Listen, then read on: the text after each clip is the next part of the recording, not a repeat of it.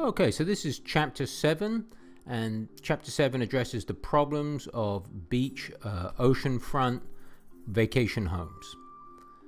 In this chapter, we're going to specifically talk about homes that are at the beach or in the beach area. We'll outline the specific problems of owning such homes, make you aware of the significant maintenance issues, and hopefully we'll offer you a couple of alternative solutions.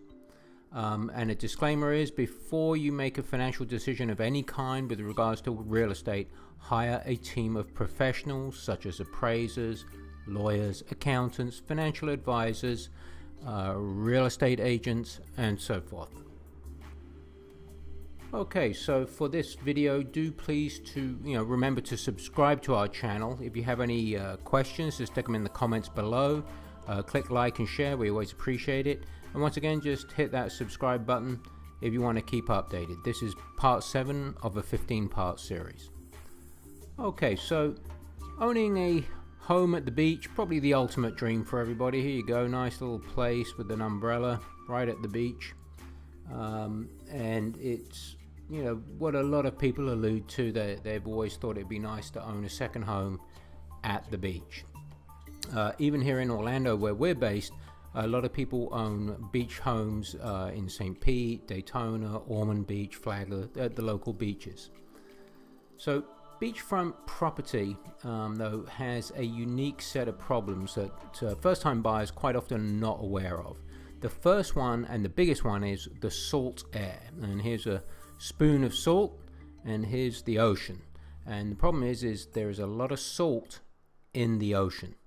And this salt, it gets into the air, and this air will literally penetrate every area of your vacation home.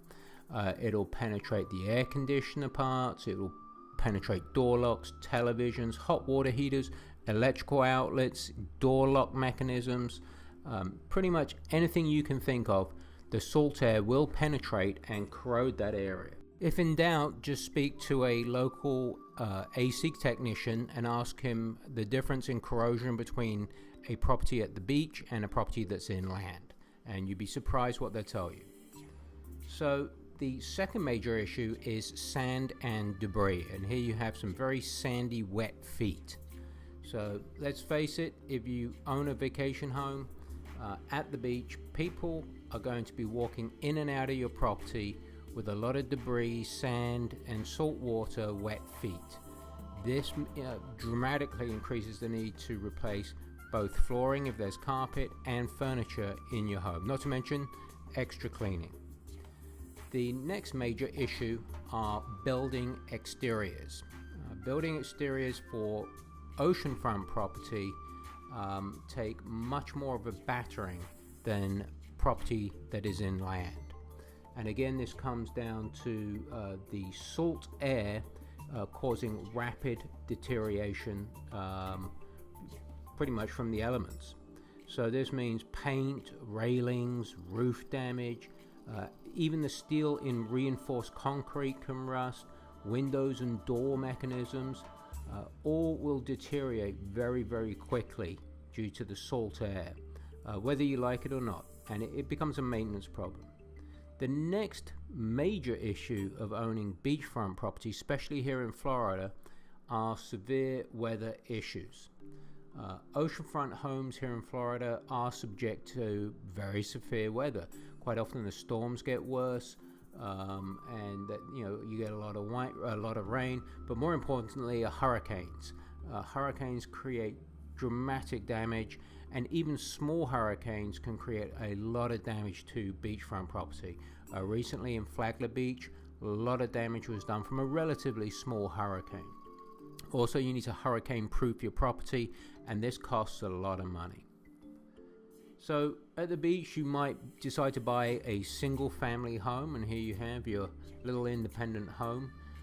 The reason, if you buy this single-family home, what it means is you will be responsible for all the maintenance to the exterior of the property. So be prepared to double or even triple the usual exterior maintenance costs of a property for a beachfront property compared to one that is inland. The second major type of property people buy at the beach are condos. In this example here, we've got a high-rise condominium, and condos are good in the sense that the exterior of the building is maintained by the property manager in conjunction with the homeowners association.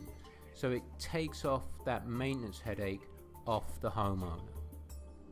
Now, if you do have a homeowners association in a building like this, be prepared to pay pretty high homeowner association fees, as the costs are extensive to maintain the exterior on such a building. So who is ideally suited to buy an oceanfront property? And that's a good question to ask. So we always say, if you're like a snowbird and you plan on coming down for the winter months and you're going to use the home extensively, you're probably a good candidate to look at buying a beachfront condo, even possibly a house, as long as you have a good property manager.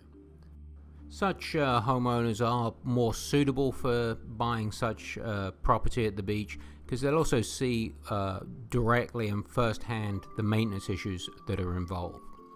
Those that are not ideally suited to buy a beachfront vacation home, and this little guy's just showing you that they do suck up a lot of cash, are the infrequent users. If you're planning on using the home, we think less than 2 months of the year, you're probably off just renting a property at the beach every time you want to go down. Even if you have a good property manager, they're still going to have to keep you constantly informed of all the ongoing maintenance issues that are usually involved in owning an oceanfront property. If you have to finance your beachfront vacation home in order to be able to afford one, please just refer back to parts 1 and parts 2 of our video series. So, in summary, if you're thinking of buying a beachfront vacation home but you're going to use it less than 2 months of the year, save yourself the headache and probably just rent a home each time you want to use one instead. If you are going to use your beachfront home extensively, that is more than 2 months of the year, you can pay cash, you can easily afford the homeowner fees, no problem, all the maintenance issues that are involved are not a concern to you, then at that point you should start looking at hiring a team of professionals to begin the purchase process. Again, we'd just like to remind you, if you don't mind, subscribe to our channel. If you have any questions, comments, stick them in the comment section below, share and like, and thank you for watching.